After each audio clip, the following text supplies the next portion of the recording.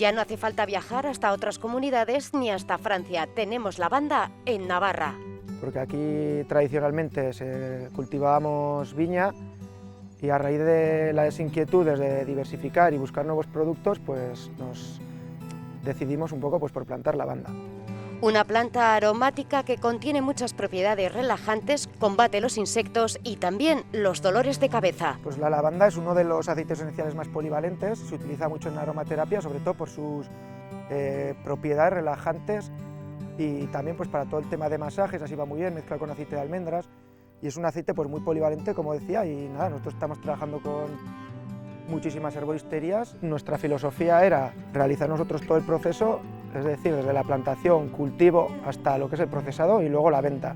Sí, ahora es un poco peligroso por el tema de abejas, porque también pues un apicultor trae aquí abejas y lo que hace es para la producción de miel, de lavanda, que pues la verdad que está muy buena. En unos días se recogerá la cosecha, pero mientras muchos son los que acuden a hacerse fotos, todo por un like. Había mucha tradición de bajar a Guadalajara, ir hasta Francia, pero claro, la gente de aquí, de los alrededores, se ha dado cuenta que existen aquí, que tenemos estos cultivos, y la verdad que todos los días hay un montón de gente.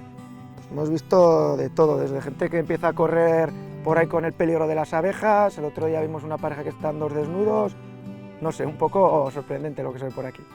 Juan también pide no arrancar las plantas ni llevarse ramos de lavanda a aquellos que se acercan para disfrutar del aroma y de este bello paisaje.